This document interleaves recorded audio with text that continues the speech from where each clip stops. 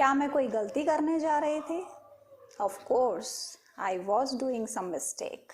आज के वीडियो में हम बात करेंगे दूध के पैकेट्स के, जो हम रोज़ हमारे घर में लाते तो है, उसे काटते हैं, दूध निकालते हैं और इसे हम फेंक देते हैं।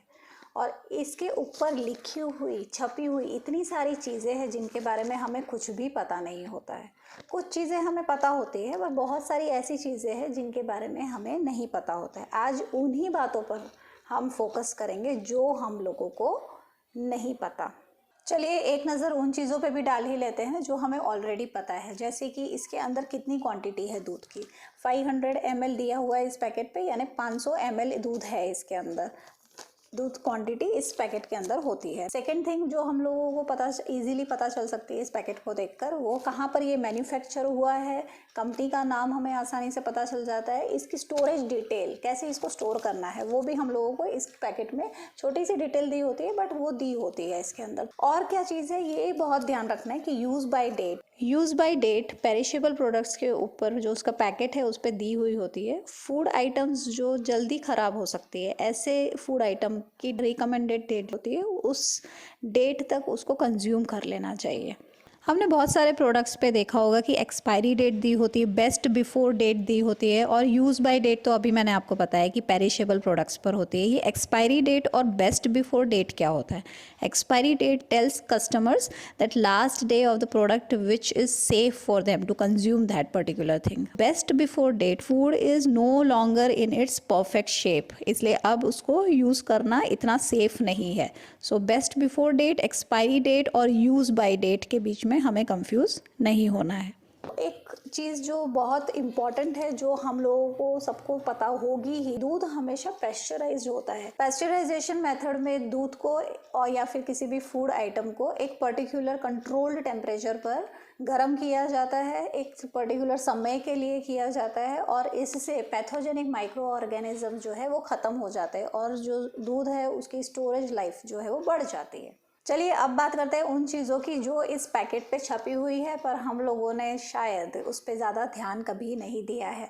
वो कौन सी ऐसी चीज़ें हैं, एक एक करके मैं आपको समझाती हूँ। सबसे पहले बात करते हैं दूध के पैकेट पे दिए गए SNF की। यहाँ पर SNF दिया गया है। SNF यानी होता solid not fat. Solid not fat यानी कि it is consisting of everything except milk fat and water. SNF is 9% normally in case of buffalo milk, and it is nearly 8.5% in case of cow milk. SNF and milk fat are the two important constituents of milk that decides the cost of milk. SNF in milk means the solid factor in milk other than fats. और एक चीज़ जो बहुत सारे food packets पे आपने देखी होगी, that is FSSAI, that is FSSAI।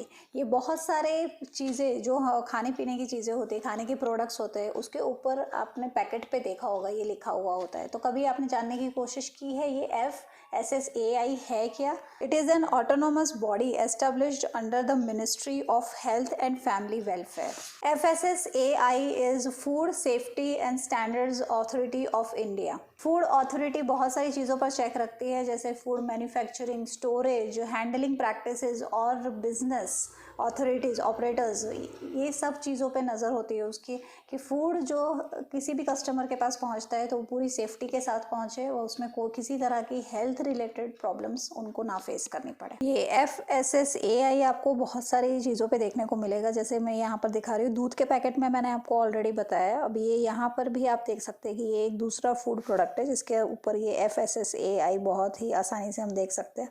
और एक चीज़ जो मिल्क पैकेट पे आपको देखने को मिलेगी वो होगा यहाँ पर रिसाइकल वो कर सकते हैं पैकेट को, ये दिया गया है। इसीलिए ये हमारे लिए बहुत ज़रूरी है, हमारी रिस्पॉन्सिबिलिटी बन जाती है कि हम लोग जो है मिल्क पैकेट को बिल्कुल फेंके ना, और उसको वॉश करके अच्छी तरह से फिर उसके बाद नियरेस्ट रिटेलर्स जहाँ पर ये एक्सेप्ट किए जाते हैं पॉलीथीन से, उधर जाके उसको दे दे। आप शायद जानते होंगे कि प्लास्टिक बहुत सारे प्रकार के होते हैं, कुछ रिसाइकल कर सकते हैं, कुछ नहीं होते रिसाइकल। इसके अंदर जो प्लास्टिक इस्तेमाल किया गया है वो है LDPE प्लास्टिक, जिसका फुल फॉर्म है लो डेंसिटी पॉलीइथाइलिन। LDPE का इस्तेमाल ही क्यों कर रहे हैं हम इस मिल्क पैकेट के लिए? क्योंकि LDPE प्लास्टिक जो है उसके कुछ फ़ायदे होते हैं। It is resistant to impact, that is it does not break easily. फिर मॉइस्चर प्रूफ होता है और केमिकल जो है उसका भी इस पे असर नहीं होता। LDPE is used in our day to day life like shopping bags, insulation और electrical wires and cables, packaging of many products. Plastic recycle किया जा सकता है, उसका एक सिंबल होता है ट्राइंगल शेप, जो सबको बच्चों को भी पता होता है कि ये जो है ये सिंबल जो है रिसाइकल करने का सिंबल है। बट कभी उसके अंदर जो नंबर दिया होता है उसको आपने नोटिस किया है?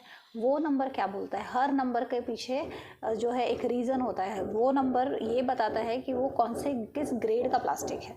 अच्छा, अब मैं आप लोगों को बताती हूँ। जैसे इस तरह से जो प्लास्टिक है उसके ऊपर इस तरह से नंबर दिया गया होता है, कुछ रिसाइकल सिंबल तो है, वो साथ में यहाँ पर नंबर भी मेंशन किया गया है 5 नंबर। और PP you can see that it is given over here. PP तो किस तरह का प्लास्टिक है, कौन से ग्रेड का प्लास्टिक है, नंबर भी बताया गया है अंदर, और रिसाइकल का सिंबल तो सबको पता ही है ऑलरेडी।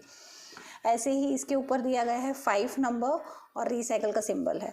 अब जो जो पैकेट या फूड पैकेट्स आप देखते हैं जिसके अंदर FSSAI, या फिर आप देखते हैं कि ये जो रिसाइकल का सिंबल है और कुछ नंबर है, तो ऐसी कुछ चीज़ों के नाम आप प्लीज़ मुझे कमेंट सेक्शन में बताइए कि आपने कहाँ कहाँ देखा है इसे। I hope you all have really got good information related to the milk packet, and please take care that you are not throwing it away in the dustbin, and you are taking care, washing it properly, and then you are giving it to the person who is accepting these kind of plastics. Dear friends, please like the video, subscribe to Q for Curiosity, share with everyone, and click on the bell icon. Thank you for watching.